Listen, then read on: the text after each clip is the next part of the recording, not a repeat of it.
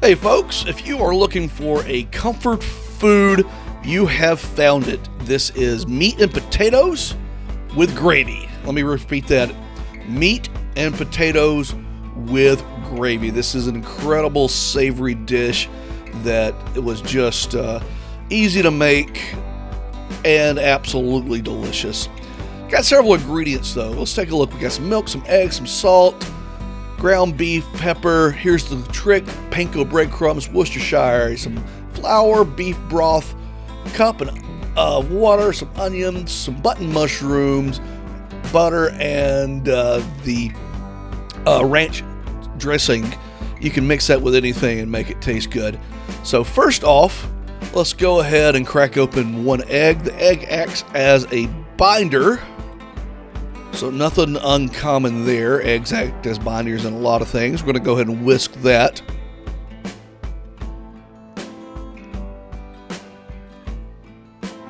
Next, go ahead and throw in a quarter cup of milk. That's just going to add some moisture, and 2-3 tablespoons of Worcestershire sauce. That adds a real depth of flavor here. And here's the trick to make it really light and fluffy. We're going to add about a cup of panko breadcrumbs. Soon we're going to make a video on how panko breadcrumbs, and then of course a little seasoning, a pinch of kosher salt. We're going to make a video on that too. Always a little bit of pepper. You got meat, you need salt and pepper. That's just a given. So here's the trick to her bread, to her burger. That's not really a burger, it's a patty. Is the ranch seasoning. You can find this in just put this on anything, and sour cream makes a great dip. Put it in burgers, adds a lot of flavor. Just can't go wrong with that stuff. And then of course about a pound of ground beef. I prefer ground chuck or ground sirloin. If you buy ground beef, that could be anything. It could be filet mignon. It could be the leftover scraps they just couldn't sell anywhere else. But if you buy ground chuck, you know it's the chuck that's been ground. If you buy ground sirloin, it's exactly what it sounds like. It's a sirloin steak that has been ground up, and that could or could not include the lesser known picanha, which is the cap of the sirloin. Delicious meat. Try it on the grill. So mix this up well. Don't be afraid to mix it too hard. You don't have to be gentle with this. We want the meat patties to be firmly pressed together so they don't fall apart.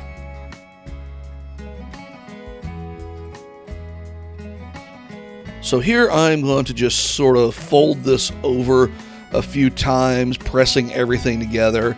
I've been baking some bread lately, so I guess I got in the habit of kneading bread and rolling it over. But either way, we don't want air pockets in the meat that will cause everything to fall apart. And I'm just going to use a board scraper. You can use anything, a knife, your hands, whatever, to cut that into 4 sections. And we're going to roll it into a ball and make 4 individual patties.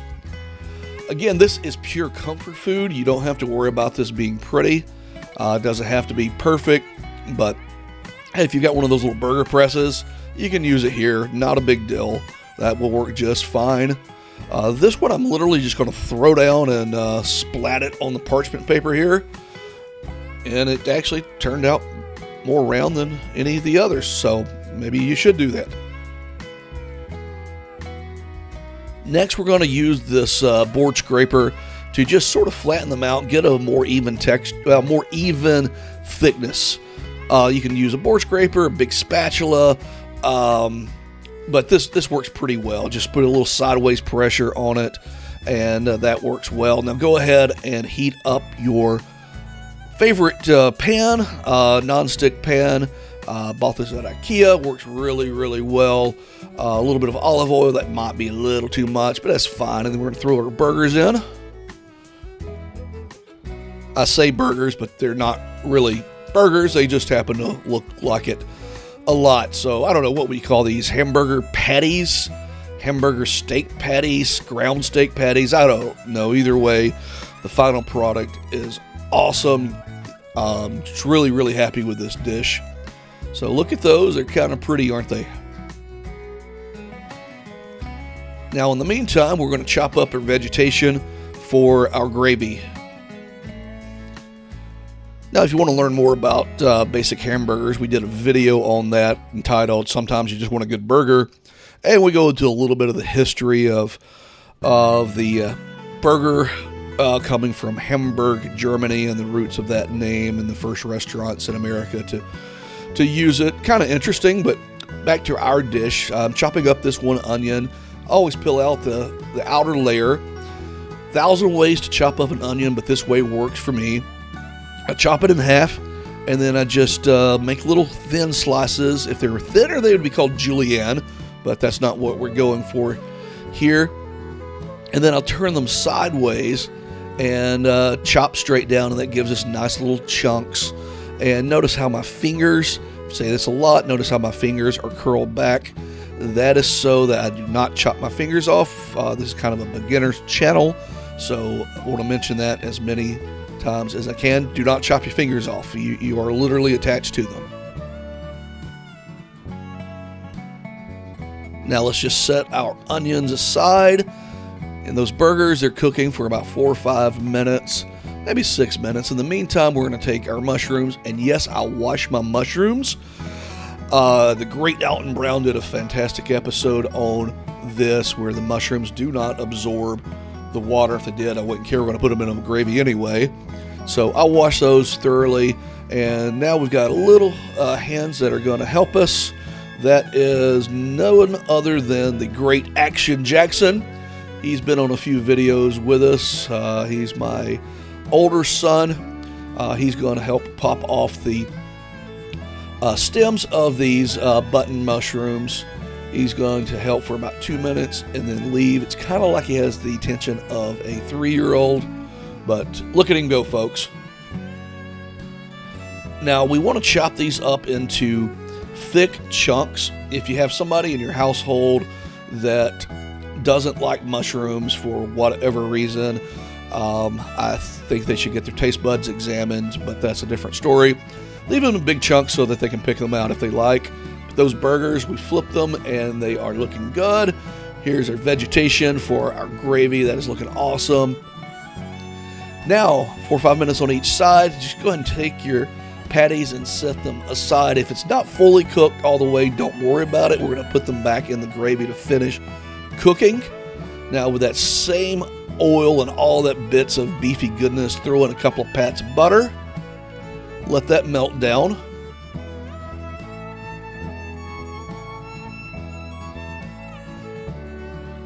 Yeah, the butter's going to start browning a little bit, and the aroma here is pretty awesome. Now toss in your onions, and we're going to brown those. Not quite caramelize them, but we're certainly going to cook them medium-high heat for probably 7 or 8 minutes. As in most of the time you cook onions, you season that, and that's what they're going to look like when you start. This is close to what they're going to look like when they're finished. They're just going to brown up nicely. There we go. That looks really, really good. Not exactly caramelized, but close to it. Now go ahead and throw in your mushrooms. Again, big chunks of mushrooms for those that don't have good taste in food. So mix those up, and the mushrooms are going to absorb a lot of the oil that's left in the pan, but that's looking pretty good. That looks just, after 5 or 6 minutes, medium-high heat, you can see the mushrooms starting to caramelize a little bit. That's good. That's what we really want. They're not cooking down, but this is looking good. So we're going to add about 3 tablespoons of all-purpose flour. This is going to be our binder, or not binder, but this is going to be our thickener for our sauce. So we add our flour first, and it attaches to all the little fat molecules that are in the oil that's already there. And then if you didn't do that, you would have chunky gravy. Now we add a can of beef broth, I didn't veil them, and a cup of water. You should not add this cup of water. It's too much, and you'll see my mistake here in a minute. Again, all you need is that can of beef broth. That 1 cup of water just made it too liquidy. Salt it, put some pepper in there to taste, and another container of that ranch, what do you call it stuff? Ranch flavoring, ranch pouch. You know what I'm talking about. Same thing we used that mixed in with the burgers. Give that a stir, and this is looking really good. The smell is awesome, but it's too thick. So we're going to let that boil down, simmer down for a little bit. And we are trying to get the consistency of gravy here, but you can throw in your patties back in just to let those simmer. And again, if you hadn't cooked the patties all the way through, no worries. They're going to finish cooking in the gravy, and we just want to maybe baste these every once in a while. I don't think you have to flip it, but we do want that delicious goodness all through the burger so it's soaked in. Now take a look at this. We're trying to make gravy, not soup, and that's just too thick. I should not have added that extra cup of water, so here's my mistake. Do not do this. I add a few tablespoons of cornstarch. This is a thickener. It's an excellent thickener, but if you just throw it in some hot liquid, it's going to clump, and it did clump. Either way, I beat all the clumps out the best I could. It was a little bit of lumpy gravy, but still, the flavor was exceptional. Don't do this. If you need to thicken something, make a separate roux. Heat some butter, put some flour in there, and mix it together. That makes a thick liquid. Pour that in. That'll thicken your sauce. Or in this case, I just should not have added that extra cup of water. It was too much. Either way, you can boil it out, but in this case, I made some clumpy gravy. My bad. It was still delicious. Hey, live and learn. Now we're going to plate this goodness. Start off with a bed of mashed potatoes. These are homemade mashed potatoes. Be sure you watch a video that is entitled "My Friends Call It Potato Crack." Excellent homemade mashed potatoes. Throw one of their patties on, and throw some of that goodness on top.